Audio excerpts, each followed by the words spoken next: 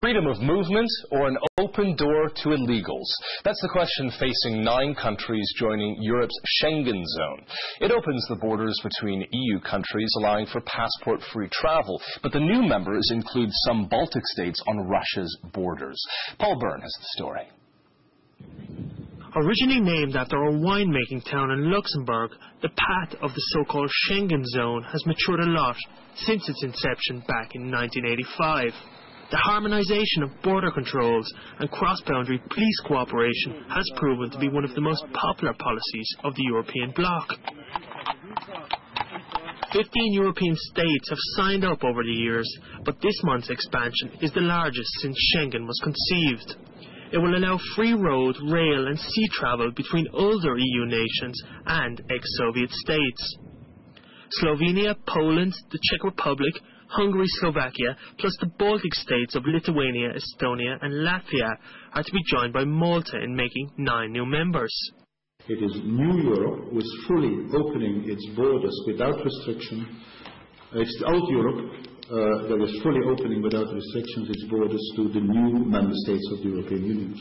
Preparations have been underway for years to ensure each of the 9 nations' customs and border checks are in line with the existing members. But as passports will be controlled at fewer borders, there are concerns over illegal immigration.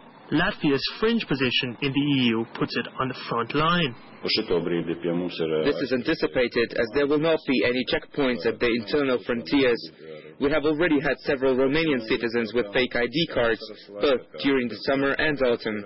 It's expected due to the expansion of the Schengen border-free zone that the number of illegal immigrants will increase. The driving forces behind the bloc's expansion insist it will help counter the problems with open access to information on a so-called blacklist. This list is not done with political intent. It's really security risk, and most of this information is exchanged between member states. In Austria, the government has angered its neighbours with plans for joint border patrols.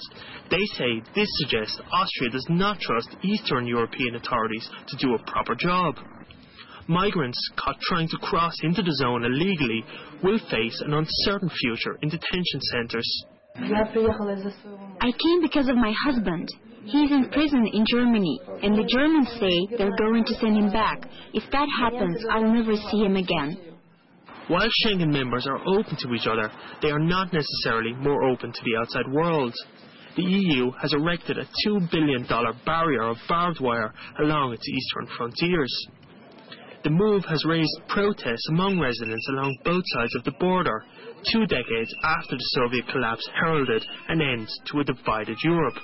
As Schengen enters its next stage of maturity, optimists are calling it the end of the Iron Curtain, while pessimists fear a fortress Europe. Only time will tell how this new combination of ingredients will settle. Paul Byrne, Russia Today.